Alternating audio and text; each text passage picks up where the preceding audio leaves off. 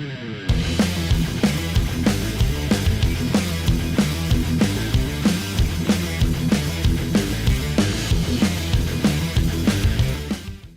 is Patrick from WSOU 89.5 FM, the loudest rock, here with Max from Tallah. How you doing? What up, dude? Thanks for having me. Yeah, thanks for doing this. We're super stoked about Tallah at WSOU, so this will be fun. So Tallah is probably one of the most original sounding bands I've heard on WSOU in a while, and I know that you guys describe yourselves as new core. So what does this mean? How would you describe that? So the name, I guess, came from people always asking us like what genre we are, or I guess subgenre of metal. People would always lump us just with straight new metal, and we didn't feel like that was appropriate because we take a lot of influences from other types of metal, like hardcore, for instance. So like, I guess just constantly people always asking us what's the name of your genre, blah blah blah. What is it? We were just like, oh, let's just combine the two. I guess just call it new core and call it a day. So that's kind of where that came from. And those are like really where the influences come from, because like we all grew up and listening to Slipknot, System, those types of bands, and like nowadays we're listening to more like hardcore stuff like that. So just the influences are just there, just naturally, just taken from those different types of heavy music. So Yeah, definitely. And in every Tallah song, you definitely hear all those influences, and there's so much going on. Every instrument is doing so much. There's so many moving parts, different vocal styles, different riffs, times, things like that. How does a Tallah song typically begin with all these moving parts? Does it start with the lyrics or the riff, the drums? How does it usually start? it always starts with the instrumental, because the writing process was usually I'll write up an instrumental and then just record it on my own, just like a demo, Mhm. and then it gets sent off to Justin, and he will start putting the vocals in, writing the lyrics. He does all the vocals and the lyrics himself. So it always starts with the instrumentals, and usually I'm just like starting it with riffs and stuff. I guess sometimes a drum part will kind of start an idea for a song, but typically it's just with guitar riffs and finding like something that's heavy and just kind of memorable, and like building the song off of that. Um, but yeah, like we've experimented a little bit with like how to like write, because sometimes Justin will like he sent me this idea one time that was just vocals, and and then I kind of built the song around that, but that was just like a one time thing. Usually it's just always the instrumental first, then the vocals come in, then the lyrics, and then and then we add layers on top of that. Like like the other guys like Derek and Musin, obviously with his turntables and everything. So the layers get added after that, but it always starts with just the instrumental. Yeah, and you're talking about Justin adding his vocal parts. I'm curious how Justin kind of uses his voice to serve the song, because there's so many different styles that he has that are switched up throughout the whole song. How does he kind of utilize this range on each song that you might send him? I mean, he's just like the type of vocalist where he can't do one thing for a song, like one type of voice, which is what I've always loved about him. Like I've seen his solo stuff on YouTube before. That's kind of like how I knew of him before we like linked up. And that was always what I loved, was just that he can just constantly switch to different voices, different types of screams and singing and all that stuff.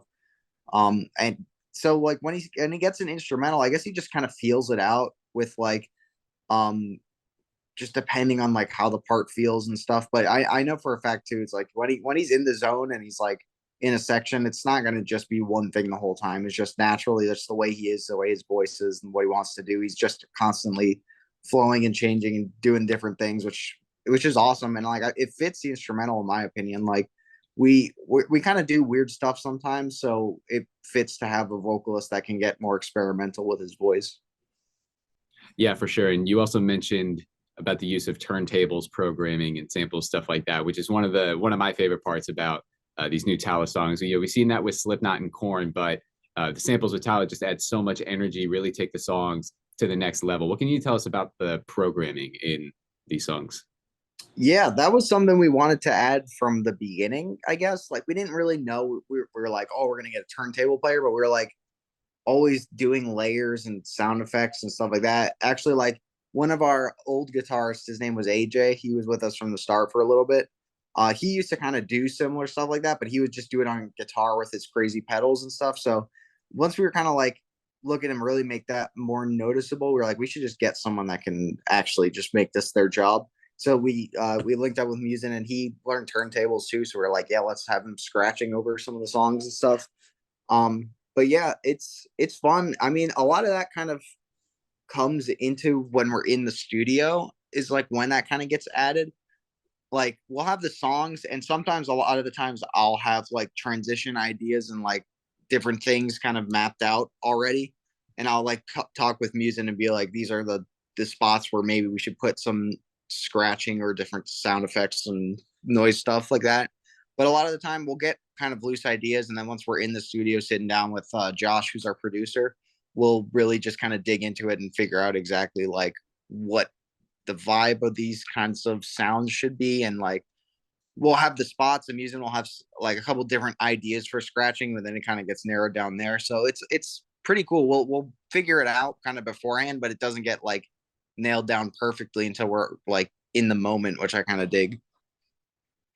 Yeah, of course. And with all of these sounds, all these textures and layers, I'm curious what goes into producing and putting on a live show, because all I've heard about Tallah is like, I'm talking about the songs we've been playing at WSOU, but everyone's like, oh, you got to see them live. So with all of these layers, all of these aspects of all these songs, what goes into reproducing these songs live on stage? Yeah, so it's in terms of like that sort of stuff, like the more production type things, like that Musin would be taken care of. Uh, we we don't play like with a click or anything. Like we're just doing it raw, so that makes that harder because like you can't just like there's 50 million things going on. You can't just slap that in the background and like just be jamming over top of it. Like we have to figure out kind of like and sometimes have to like figure out how to minimize some of that stuff and compress it into something that's he can actually play. Like, and that kind of gets tricky when you're like, all right, there's like three parts going on here. There's like some keyboard thing, there's scratching, and there's like samples and like metallic hits that are happening. So we have to try to like combine them to certain buttons on his sample pad so he can hit them, and they're like linked up, but they're also chopped into pieces because we don't play with a click. So if the tempo is a little bit faster, a little bit shorter, he can kind of play accordingly. So it's kind of hard to do that stuff the way we're doing it, but we make it work. And yeah, the live show is like kind of a big part of it for us, just and our music in general. We just love playing shows and like giving it our all and having a lot of energy. So that's a big part for us playing shows. We don't want to just be like, I don't think we would be great as, I mean, the albums are awesome, in my opinion, but we need to be able to be playing live and bringing the stuff uh, on the stage because that's where it feels great for us. Yeah, definitely. And 2022 is a big year for you guys, not just because of your upcoming album, which we'll talk about in a little bit, but earlier this year, talking about touring, you opened for All That Remains with Varials and Miss May I. What was the dynamic like on this tour with so many high energy acts on one bill?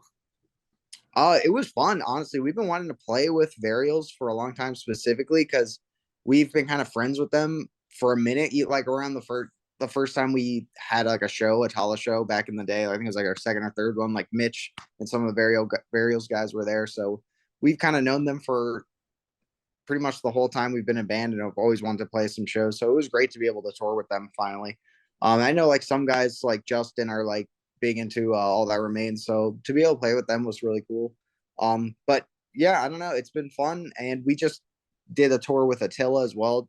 Like we just got off it like 2-3 days ago, and we got this other one coming up with Drowning Pool in like a week, I think, week and a half, something like that. Mm-hmm. So we've just been trying to keep busy and get on all these tours that we can, and just like we want to be able to play the stuff live and bring it to people because our fans, especially after being on lockdown for 2 years of just not really being able to do anything, like our debut album coming out during that, we're just like we need to kind of be out there playing as much as we can. Yeah, definitely. And the past year's also been really busy for you in particular, not just with Tallah touring and the album. You also went on tour with Code Orange. What was it like touring with a band whose sound is a little bit in a different direction than Tallah? Not as high energy, but still really cool, still very intricate. It's been awesome playing with them. I met up with them a little bit over a year ago, and I did the three tours with them. It was the Slipknot one was first, but we did Korn and with some headlining dates, like a headlining tour after that. So I guess it was two tours, but it's directly after each other, so it feels like one big one for me. And then we just did Suicide Boys recently in September, um, and it's been awesome. Like I've been a big fan of theirs for years at this point. They've always been like my favorite. That's like current band that's out there playing, and their live show is literally like the best one I've ever seen. So being able to like be a part of that has been really crazy. Um, and it's a lot of work. I mean, we practice like all the time, constantly, really just pushing ourselves to make sure it's as tight as possible. And I love it. I mean, it's a lot of hard work, but it pays off. And like you see the shows, and it is higher energy still. Like everyone's going hard, everyone's hurting ourselves every night. So it's been awesome. And yeah, like I was saying, they're like huge influences for me. So to be able to be like with them now is just really awesome. Like just constantly be grinding, working on stuff and hanging out with them is just great. Yeah, absolutely. And you mentioned Corn. I actually interviewed Monkey a couple, actually last week, and I mentioned Tallah and Tetrarch and some other bands about the talking about the new wave of new metal. And he said that when he heard you drum, he said it was very reminiscent of their first album. What's it like hearing that from someone who's so high up, so respected in the new metal community to say that about your music? Yeah, that was awesome.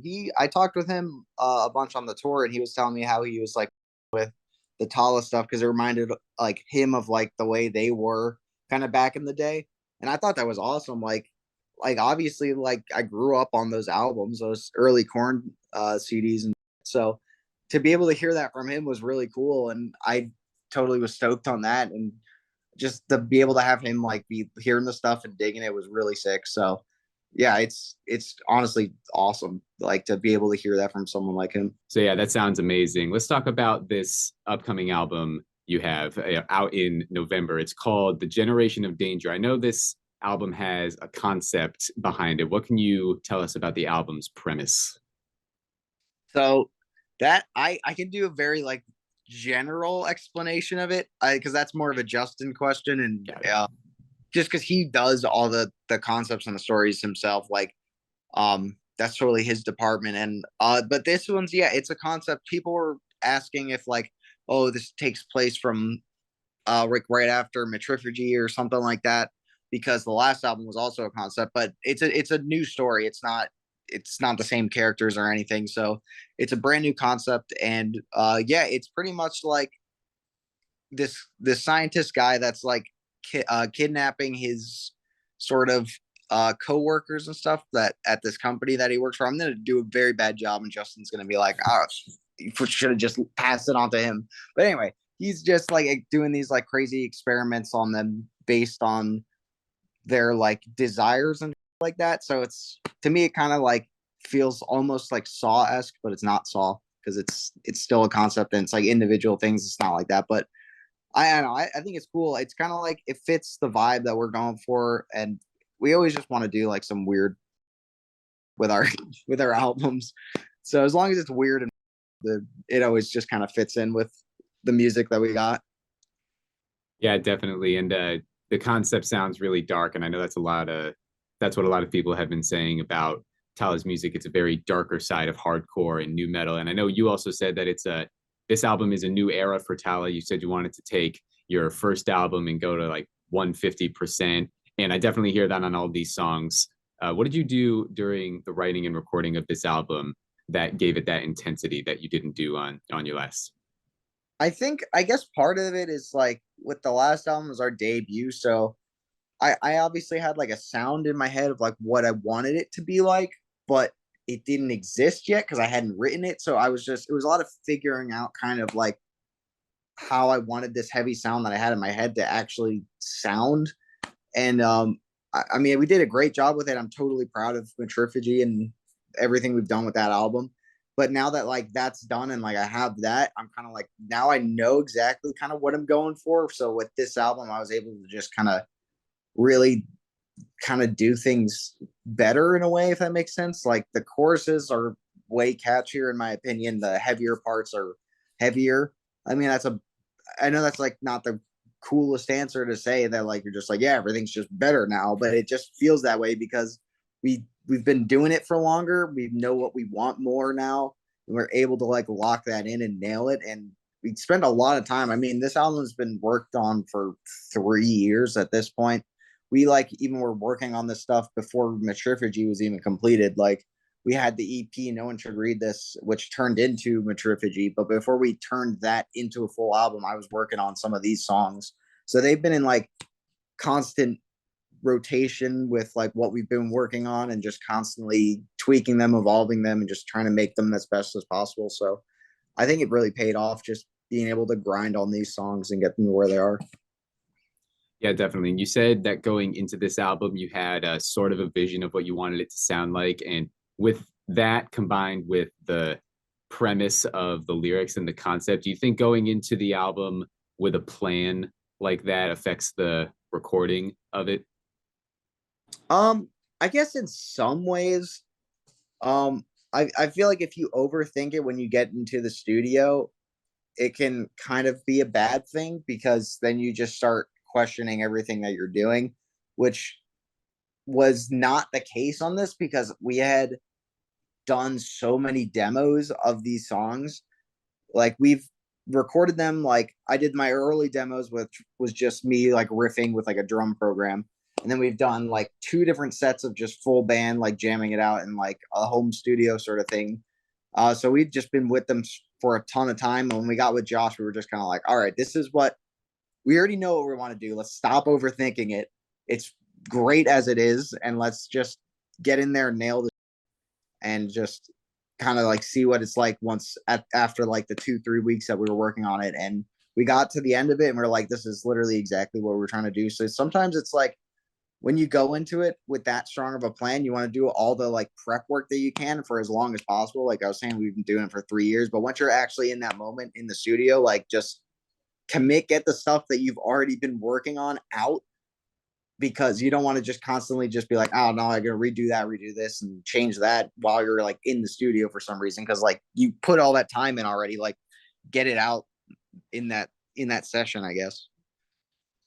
Yeah, of course. And with this album 3 years in the making and the release on the horizon next month, what are you most excited for with the release of this album to finally share this with your fans?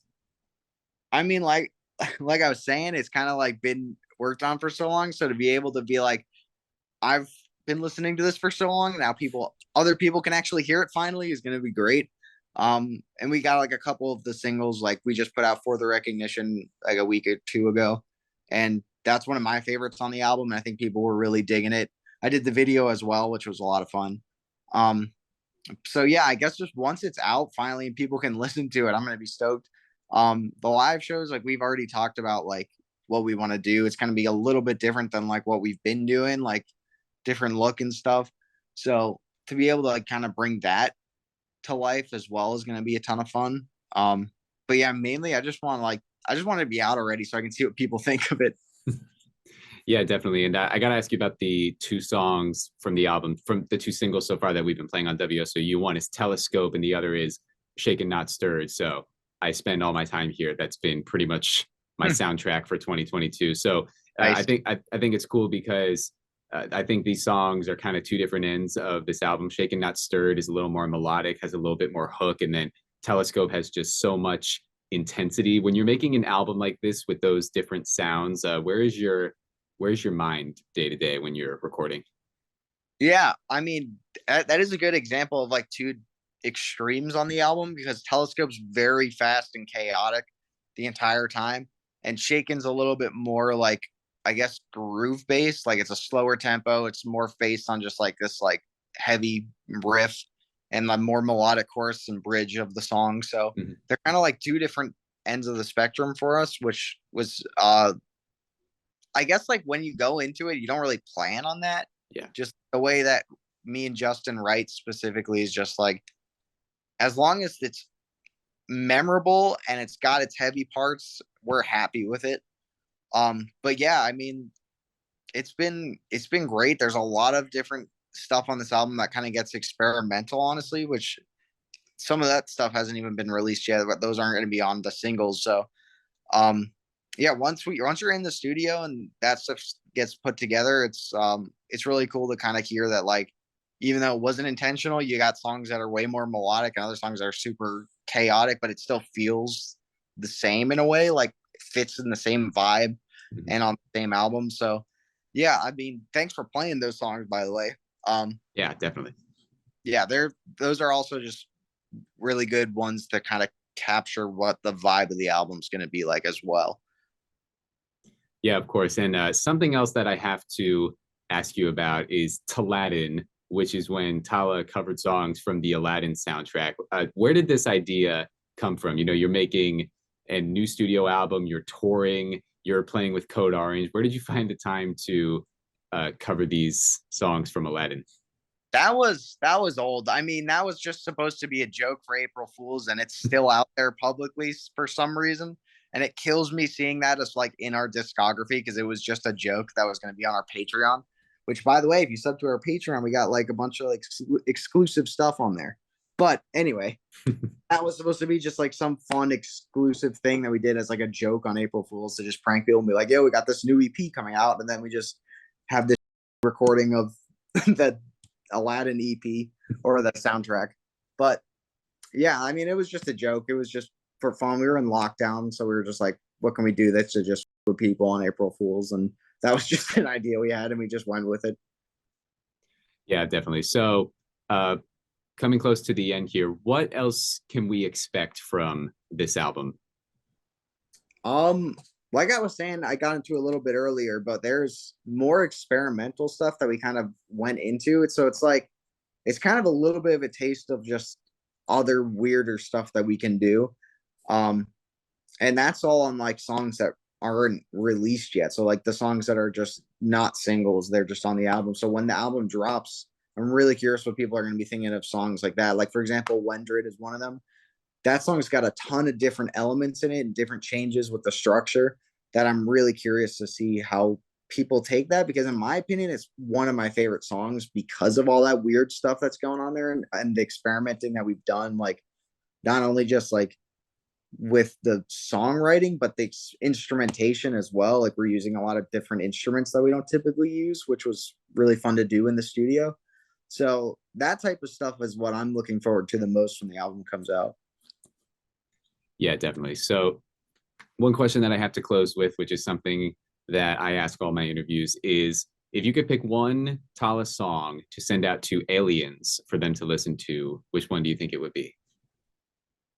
Oh, that's hard. I guess my initial instinct is like overconfidence, Mm-hmm. but if we're talking, I kind of want to send for the recognition as well because that's just as crazy as possible. So that might be for the recognition, honestly. All right, cool. So, Tallah, Generation of Danger out November 18th. Max, thank you so much for doing this. Is there anything else you want to add? Uh, Not really. I think we covered everything. I mean, we got the new album coming out November 18th, and we're hitting the road with Drowning Pool in like 2.5 weeks. No, or week and a half. Sorry, it's coming up real soon. So, besides that, though, like that's kind of everything. We're on Instagram, Facebook, all that. We got the Patreon, like I was talking about, where we have behind the scenes stuff, exclusive content, and just a bunch of cool things on there. So, yeah, I guess that's it. All right, cool. Thank you so much for doing this. Tallah, Generation of Danger out November 18th. Definitely go catch him on the road. Go subscribe on Patreon, follow on socials, all that good stuff. Max, thank you. This is Patrick, WSOU 89.5. Thank you. It's great talking to you.